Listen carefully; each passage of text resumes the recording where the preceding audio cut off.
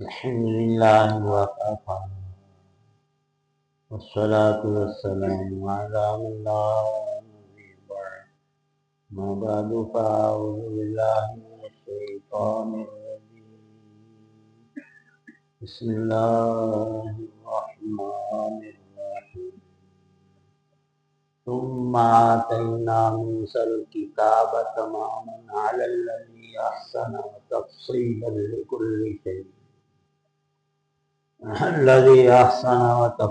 لكل شيء وهدى ورحمة لعلهم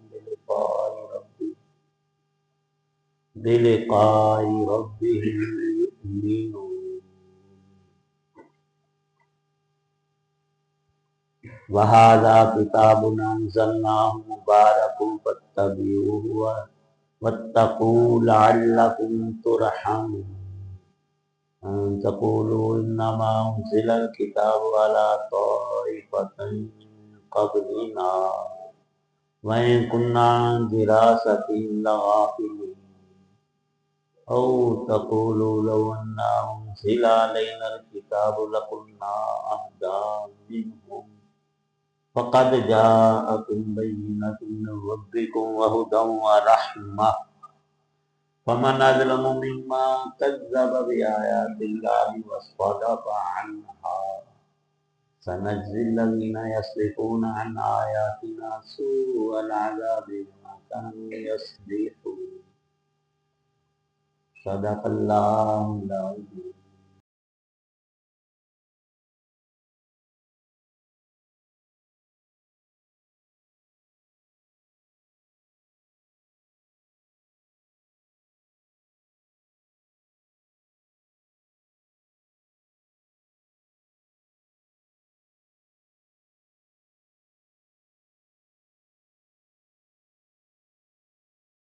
پھر ہم نے موسیٰ علیہ السلام کو کتاب عطا کی تھی، یعنی تورات شریف، جس کا مقصد یہ تھا کہ نیک لوگوں پر اللہ کی نعمت پوری ہو اور ہر چیز کی تفصیل بیان کر دی جائے، اور وہ لوگوں کے لیے وہ کتاب رہنمائی اور رحمت کا سبب بنے تاکہ وہ آخرت میں اپنے رب سے جا ملنے پر ایمان لے آئیں۔ اور اسی طرح یہ برکت والی کتاب ہے، یعنی قرآن مجید، جو ہم نے نازل کی ہے، لہذا اس کی پیروی کرو اور تقوی اختیار کرو تاکہ تم پر رحمت ہو۔ یہ کتاب یعنی قرآن ہم نے اس لیے نازل کی کہ کبھی تم یہ کہنے لگو کہ کتاب تو ہم سے پہلے دو گروہوں یہود و نصارہ پر نازل کی گئی تھی، اور جو کچھ وہ پڑھتے پڑھاتے تھے ہم تو اسے بالکل بے خبر تھے، یا یہ تم کل قیامت کے روز کہنے لگ جاؤ کہ اگر ہم لوگوں پر کتاب نازل ہو جاتی تو ہم ان یہود و نصارہ سے یقیناً زیادہ ہدایت پر ہوتے۔ لوگ تھے تمہارے پاس تمہارے رب کی طرف سے ایک روشن دلیل اور ہدایت اور رحمت کا سامان آ گیا ہے۔ اب اس سے اس شخص سے بڑھ کر کون ظالم ہوگا کہ جو اللہ کی آیتوں کو جھٹلائے، العیاذ باللہ، اور ان آیتوں سے منہ موڑ لے۔ جو لوگ ہماری آیتوں سے منہ موڑ رہے ہیں ان کو ہم بہت برا عذاب دیں گے، کیونکہ وہ برابر منہ موڑے ہی رہے، یعنی یہاں تک کہ وہ مر گئے۔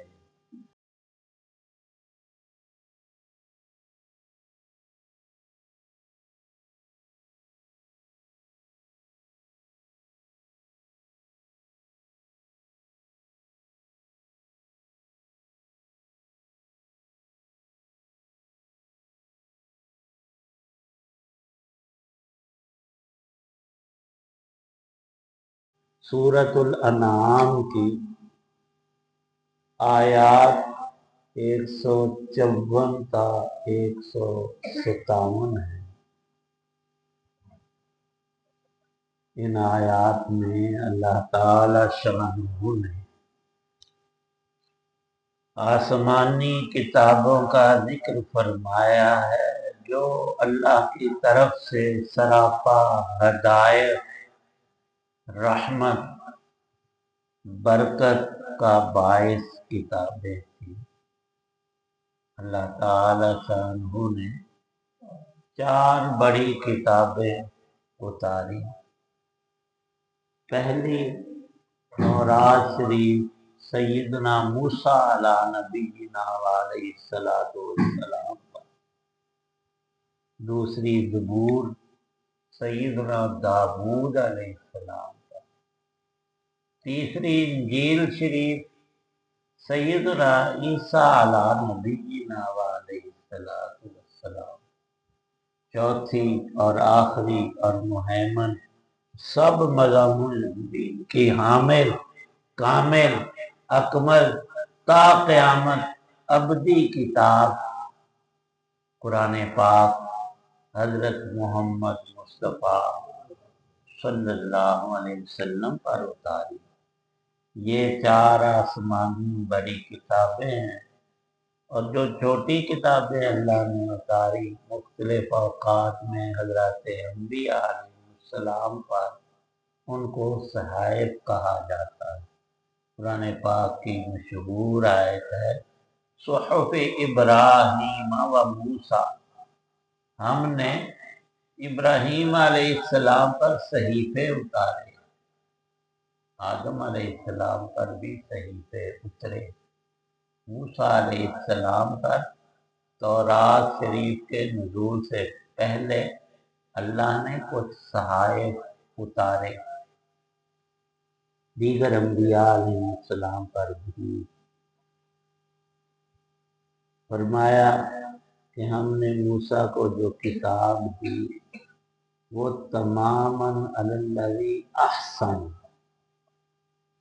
اس میں ہر حسن و خوبی، خیر اور بلائی، تفصیلاً لکل شیء، پوری وضاحت کے ساتھ اللہ تعالی شانہ نے ذکر کی تھی، اور وہ کتاب سراپا ہدایت اور رحمت تھی، لعلہم بلقاء ربہم یؤمنون۔ آسمانی کتابوں کا ایک عظیم مقصد زندگی کی حقیقی اور اصلی قیمت وصول کرنا، اس طور سے کہ میں رب کا بندہ ہوں، اللہ نے مجھے یہاں امتحاناً بھیجا ہے، امتحان میں جتنے نیک کام کروں گا کل قیامت میں ان کا عوض اور ثواب اور بدلہ اور اللہ کی رضا اور جنت مجھے یقیناً ملے گی۔ اور یہ یقین جتنا بڑھتا جاتا ہے اتنا ہی انسان نیک تر اور اللہ کا پیارا اور اچھے اعمال والا بنتا جاتا ہے۔ اللہ پاک ارشاد فرماتے ہیں وَهَذَا كِتَابٌ أَنزَلْنَاهُ مُبَارَكٌ فَاتَّبِعُوهُ۔ اب اے دنیا کے موجود انسانوں، تمہارے اندر اللہ کی آخری کتاب جیسے اتری تھی بالکل ویسی ہی، بغیر ایک شوشہ کے، کمی بیشی کے موجود ہے، اور یہ سراپا برکت ہے۔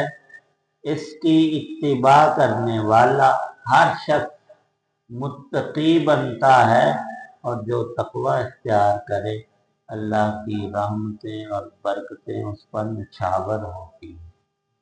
اب دنیا میں ہم مسلمانوں کے پاس ہمارے گھروں میں اور ہماری رہائش گاہوں میں اللہ کا کلام موجود ہے، لیکن ہم ہیں ظالم، ہم نے اللہ کے کلام کے ساتھ انصاف اور پیار کیا نہیں، اور اس کے حق کو پامال کیا ہے، اور پہلے سے اللہ کے سچے ترین رسول صلی اللہ علیہ وسلم کہہ گئے ہیں اور ان کا مقولہ قرآن میں موجود ہے کہ قیامت کے روز اللہ کی یہ کتاب قرآن فریاد کرے گا کہ یا اللہ پاک، اس بندے نے، میں اس کے گھر میں تھا، مجھے یہ جانتا تھا کہ یہ اللہ کا کلام ہے، پر سارا دن اور پوری رات دنیا کے سارے کام کرتا رہا، مجھ کو اس نے ہاتھ ہی نہیں لگایا، خوبصورت غلاف میں لپیٹ کر اونچی جگہ پر تو رکھا، مجھے ادب کیا پر حق ادا نہیں کیا۔ تو مطالبہ کرے گا کہ جس نے میرا حق ادا کیا ہے اللہ اپنی رحمت اور جنت میں اسے داخل کر، اور سفارش کرے گا، اور قرآن کی سفارش اللہ کے ہاں قبول ہوگی۔ اور جس نے اس کی طرف توجہ نہیں کی، پشت کر دی، پشت کرنے سے دو معنی مراد ہیں کہ ہجرم محجورا، پڑھا نہیں، سنا نہیں، سمجھا نہیں، دیکھا نہیں، یہ حقیقی پشت کرنا ہے۔ یہ بربادی کا سامان ہے کہ ہمارے پاس قیمتی ہیرا ہو اور ہم اسے استعمال میں لائے ہی نہ۔ دوسری صورت یہ کہ ظاہرا قرآن پاک پڑھا ہو، اس کی طرف پشت کر کے مسلمان ہو کر کھڑا ہو جائے، یہ بڑی بے ادبی ہے، گستاخی ہے۔ یہ تو کتاب سر آنکھوں پر رکھنے کی اور چومنے کی اور دل میں اتارنے کی تھی، ظالم تو اس کی طرف پشت کرتا نہیں جائے۔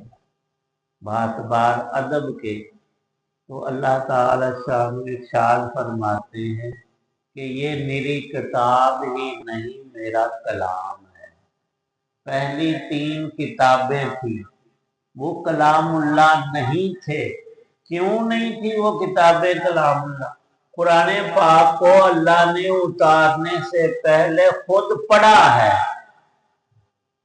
فرمایا رسول پاک صلی اللہ علیہ وسلم نے کہ ابھی دنیا پیدا ہی رب نے نہیں کی تھی کہ سورت طٰہٰ اور سورت یاسین کی تلاوت کائنات کے پیدا کرنے سے 1000 سال پہلے اللہ نے تلاوت کی، پڑھی، یہ صورتیں اللہ نے خود پڑھی۔ اس لیے یہ کلام اللہ ہے، کتاب اللہ بھی ہے۔ پچھلی ساری کتابوں کے مضامین اور خوبیاں، کمالات سارے قرآن میں ہیں، اور قرآن میں اس سے بڑھ کر آگے مزید بھی کمالات ہیں۔ دین دنیا، جسم و جان، سب جہانوں کی کامیابی کو اللہ نے قرآن سے وابستہ کیا ہے۔ لوگ خواہ مانے نہ مانے، اس کی پہلی ہی سورت فاتحہ، اس میں اللہ نے شفا رکھی ہے، روحانی بیماریوں کی اور جسمانی بیماریوں کی بھی۔ ابن سینا بہت بڑا محقق، اپنے زمانے کا طبیب اور ڈاکٹر اور بڑا ہی پڑھا لکھا انسان تھا۔ کسی غیر مسلم نے کہا کہ تم عجیب بندے ہو، یہ مسلمانوں کا عقیدہ ہے کہ پھونک مارنے سے بندہ شفا یاب ہو جاتا ہے، بغیر دوائی کھائے اسے شفا ملتی ہے۔ انہوں نے 2-3 سخت باتیں گالی نماؤں سے کہہ دی فوراً۔ اس کا چہرہ سرخ ہو گیا کہ میں تمہیں پڑھا لکھا نیک اچھا آدمی سمجھ کر ایک سوال کر رہا ہوں، تمہیں جواب آتا ہے تو دے، یہ سخت کلامی اور بد کلامی کیسی ہے؟ ساتھ ہی انہوں نے کہا کہ مجھ سے غلطی ہوئی اور میں نے یہ غلط کہا ہے، مجھے معاف کر دو، آپ کی بڑی مہربانی ہوگی۔ اس کا چہرہ اسی وقت درست ہو گیا۔ فرمایا کہ میں نے تجھے تیرے سوال کا جواب دیا، میں نے کیا کیا، زبان ہلائی ہے اور تو سن کر متاثر ہوا ہے، تو غصے سے بھر گیا، پھر میں نے معذرت اور نرمی کی تو تو نارمل ہوگی۔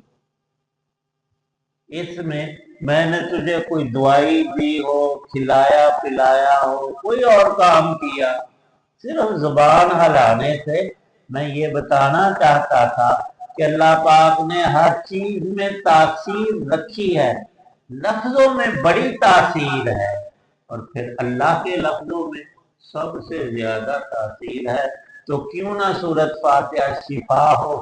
تمہارے پاک پیغمبر صلی اللہ علیہ وسلم نے سورۃ فاتحہ کے ہمیں بہت سے نام، 15 نام بتائے، ان میں ایک نام ہی شفا ہے، یہ میری شفا ہے سورۃ فاتحہ۔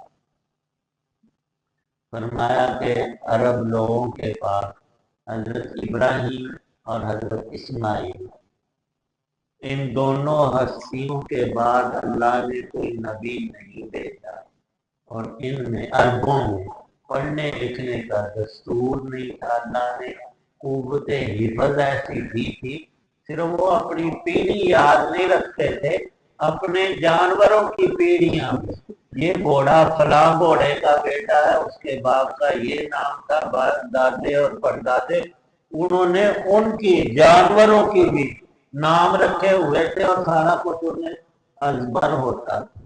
اللہ نے انہیں یہ کمال بخشا۔ خود حضرت عمر رضی اللہ عنہ ایک سفر میں ایک شاعر کو انہوں نے اپنے گھوڑے پر بٹھا دیا پیچھے، اور کہا کہ مجھے شعر سناؤ۔ وہ شعر یہ عشق مشوقی کے نہیں ہوتے تھے، وہ عربی ادب کا وہ بہت بڑا علم ہوتا تھا۔ اس نے 10 شعر سنایا، فرمایا اور سناؤ اور سناؤ، 100 شعر اس نے پڑھا، 100 شعر پورے، پھر فرمایا کہ مجھ سے سنو، کوئی غلطی نہ مجھ سے رہ جائے۔ الف سے لے کر یہ تک سارے 100 کے 100 شعر ایک دفعہ سن کر حضرت عمر رضی اللہ عنہ نے اس شاعر کو، جس کے وہ اپنے شعر تھے، سارے سنائے، کہیں اٹکے بھی نہیں۔ قوت حفظ ایسی، اور ان میں قیافہ ڈال تھے۔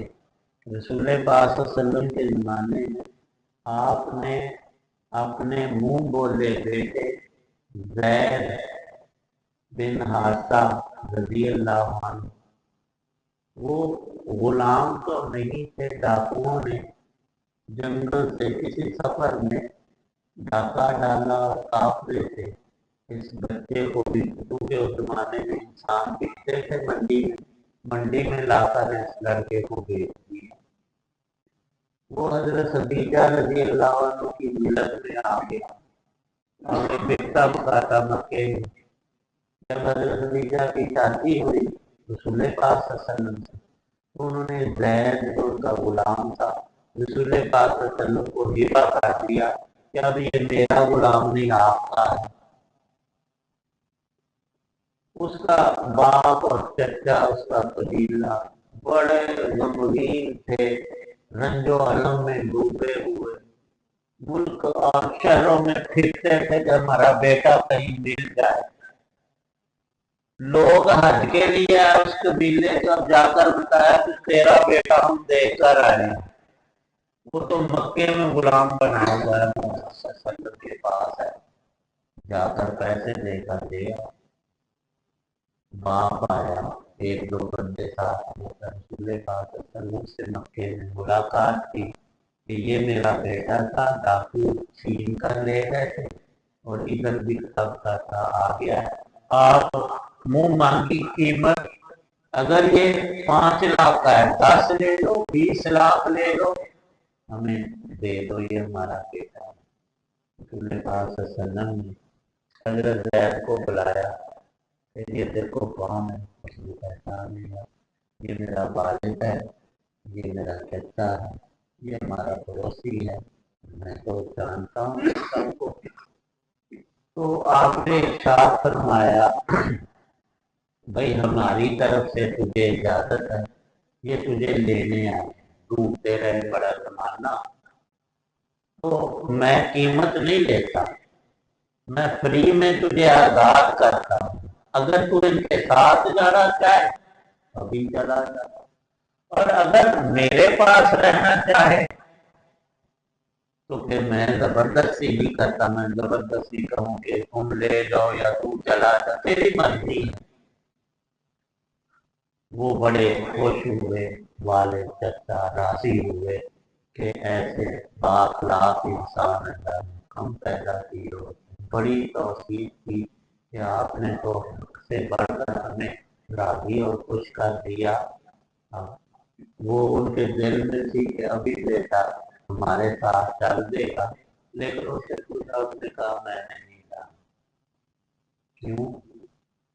نبی کی ہستی کو چھوڑ کر اور ان کے اخلاق اور ان کے ساتھ رہا تھا، وہ تو ایک پل جدا ہونے کو تیار نہیں تھا۔ تو قرآن پاک میں صرف ایک صحابی کا نام آیا ہے، زید، اور باقی پارے میں اور کسی کا نام نہیں آیا، واقعات آئے ہیں۔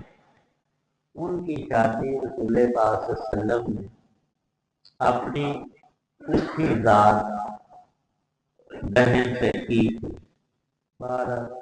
وہ لمبا قصہ ہے، پھر ایک اور شادی ہوئی۔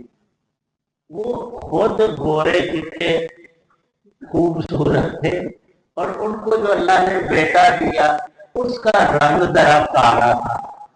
لوگ جیسے باتیں بناتے ہیں کہنے لگے، طرح طرح کی باتیں کرنے لگے، پتہ نہیں اس کا ہے یا نہیں ہے۔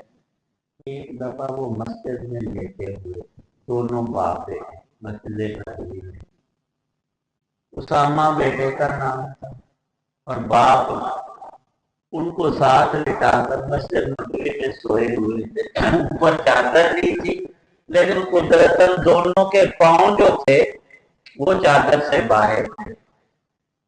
ایک عربوں کا مشہور قیافہ شناس، جس کو ہم اپنی زبان میں کھوجی کہتے ہیں، وہ آیا۔ وہ بڑے ہی بریک عقل کے اور سمجھدار اور علامات سے بندہ پہچاننے والے لوگ ہوتے ہیں۔ اس نے نظر ڈالی اور کہنے لگا کہ لوگوں، یہ جو دو سوئے ہوئے ہیں نا، دو شخص، ان کا رشتہ باپ بیٹے کا ہے۔ میں نے ان کے پاؤں کو دیکھا ہے، یہ باپ کے پاؤں ہیں، یہ بیٹے کے پاؤں۔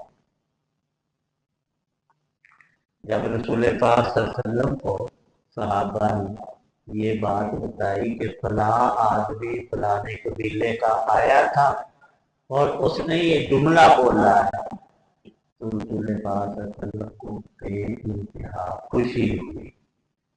جیسے انسان کا اپنا بیٹا ہوتا ہے، میرے والد بھی اس سے کم نہیں ہوتا، اس کو بھی انسان بیٹوں کی طرح پالتا ہے، رکھتا ہے۔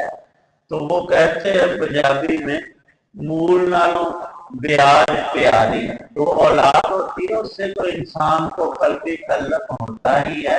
اولاد ان سے بھی بڑھ کر پیاری لگتی ہے۔ تو ان کی عقل کا یہ انداز تھا، سمجھ ان کی، اور ان کو قوت اللہ نے عقل کی دی تھی۔ یہاں اس بات کو ذکر فرمایا کہ ہم نے اب ان لوگوں کو قرآن دیا۔ کیوں دیا؟ یہ تھوڑی سی بات رہتی ہے، کل ہم کریں گے انشاءاللہ۔